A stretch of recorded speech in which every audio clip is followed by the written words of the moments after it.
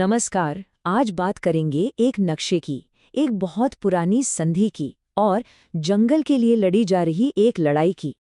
तो बात है साल 2019 की। अचानक एक नया नक्शा सामने आता है और बस दो देशों के बीच का एक पुराना सुलगता हुआ विवाद फिर से भड़क उठता है। लेकिन आखिर ऐसा हुआ क्यों? ये समझने के लिए हमें थोड़ा गहराई में जाना होगा। मतलब करीब 200 साल पुराने एक संघर्ष को समझना होगा और साथ ही जंगलों के लिए चल रही एक स्थानीय लड़ाई को भी देखना होगा। तो चलिए शुरू करते हैं। तो सबसे पहले बात करते हैं उस नक्शे की जिसने इस पूरे विवाद को हवा दी। हुआ ये कि नवंबर 2019 में भारत ने एक अपडेटेड मैप पब्लिश किया। इसमें कालापानी इलाके को उत्तराखंड राज्य का हिस्सा दिखाया गया। बस यही वो कदम था जिसने एक पुराने विवाद को फिर से सबके सामने ला खड़ा किया। तो ये कालापानी एरिया है क्या आखिर? देखिए, ये करीब 35 स्क्वायर किलोमीटर का एक इलाका है और ये जगह बहुत ही स्ट्रेटेजिक है। मतलब ये भारत, नेपाल और चीन के ट्राई जंक्शन पर पड़ता है। अब नेपाल कहता है कि ये उसके दार्चुला जिले का हिस्सा है और भारत का दावा है कि ये उसके पिथौरागढ़ जिले में आता है। तो सवाल ये है कि भाई एक ही जमीन का टुकड़ा दो अलग अलग देशों के नक्शे पर कैसे आ गया? इसका जवाब, जैसा कि अक्सर होता है, इतिहास में छिपा है। तो चलिए थोड़ा टाइम में पीछे चलते हैं। बात करते हैं सुगौली की संधि की, जो इस विवाद की जड़ है। देखिए, कहानी शुरू होती है 1790 के आसपास। नेपाल के गोरखा साम्राज्य ने कुमाऊं पर हमला किया और उसे जीत लिया।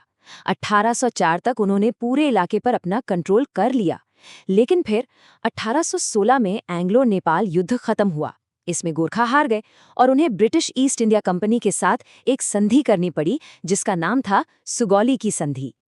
तो ये जो सुगौली की संधि थी 1816 की, इसी ने नेपाल और ब्रिटिश इंडिया के बीच एक नई बॉर्डर लाइन खींची और आज के विवाद की जड़ें असल में इसी संधि में हैं। अब यहीं से असली समस्या शुरू होती है। ये जो बॉर्डर बनाया गया था, वो नदियों के हिसाब से बनाया गया था। संधि में तो लिख दिया गया कि काली नदी ही बॉर्डर होगी, लेकिन उसमें ये नहीं बताया गया कि इस नदी का असली सोर्स, मतलब ये निकलती कहाँ से है। और बस यही एक चीज इस पूरे कन्फ्यूजन की जड़ बन गई। अब देखिए, दोनों के दावे अलग-अलग क्यों हैं। नेपाल का कहना है कि नदी लिम्पियाधुरा की एक धारा से निकलती है और इस हिसाब से काला पानी नेपाल में हुआ।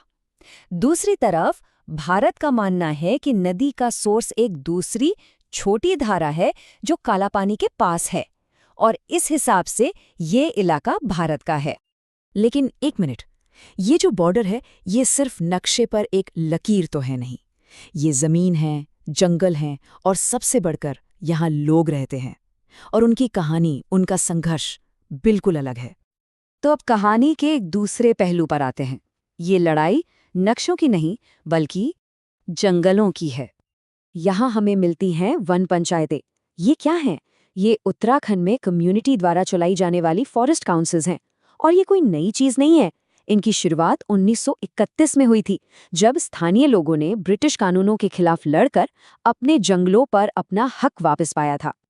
लेकिन अफसोस, वक्त के साथ इन पंचायतों की जो स्वायत्तता थी, जो ताकत थी, वो धीरे धीरे कम होती चली गई। ये हुआ कैसे? देखिए, 1931 के नियमों में वन पंचायतों के पास काफ़ी पावर थी। वो फॉरेस्ट डिपार्टमेंट के दायरे से बाहर अपने प्लान खुद बनाती थी। फिर आई 1976 के नियम, जिसमें फॉरेस्ट डिपार्टमेंट का रोल बढ़ गया। मतलब अब उनकी मंजूरी ज़रूरी हो गई और 2005 तक आते आते तो स्वायत्तता लगभग ख़त्म ही हो गई। अब सब कुछ एक जटिल ब्यूरोक्रेसी के हाथ में था। तो जब स्थानीय लोगों से उनके अधिकार छीने गए, तो नतीजा क्या हुआ? ये आंकड़े खुद कहानी बयां करते हैं। उत्तराखंड के जंगलों में आग लगने की घटनाएं देखिए। साल दर साल ये बढ़ती ही जा रही हैं और हजारों हेक्टेयर जंगल जलकर खाक हो रहा है। एक रिपोर्ट तो ये भी बताती है कि 58% से ज्यादा जंगल आग के लिहाज से सेंसिटिव हैं और 30% मॉडरेटली सेंसिटिव। मतलब जाहिर है, जब स्थानीय लोगों के हाथ में मैनेजमेंट नहीं रहेगा तो जंगल तो खतरे में आएंगे ही। और इस आग से लड़ता कौन है? जमीनी स्तर पर अक्सर वही स्थानीय लोग, जिनमें बहुत सी महिलाएं भी शामिल होती हैं। और सोचिए, उनके पास क्या होता है? जैसा कि इस कोट में कहा गया है, उनके पास सबसे बड़ा औजार पेड़ों की हरी टहनियां होती हैं। ये उनकी हिम्मत भी दिखाता है और सिस्टम की नाकामी भी। तो क्या इसका कोई हल है, कोई रास्ता है आगे का? शायद।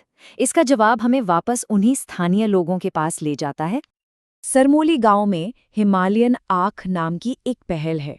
ये एक शानदार मिसाल है कि जब कम्युनिटी खुद आगे बढ़कर काम करती है तो क्या कुछ मुमकिन हो सकता है। ये असल में एक कम्युनिटी बेस्ड इको टूरिज्म और होम स्टे प्रोग्राम है। इसे 2004 से वहाँ के स्थानीय परिवार ही चला रहे हैं। और जानते हैं इसकी सफलता में सबसे बड़ा हाथ किसका है? वहाँ की लोकल वन पंचायत का। ये एक परफेक्ट मॉडल है सस्टेनेबल लोगों पर आधारित डेवलपमेंट का। और यहीं पर आकर हम एक बड़े सवाल पर रुकते हैं।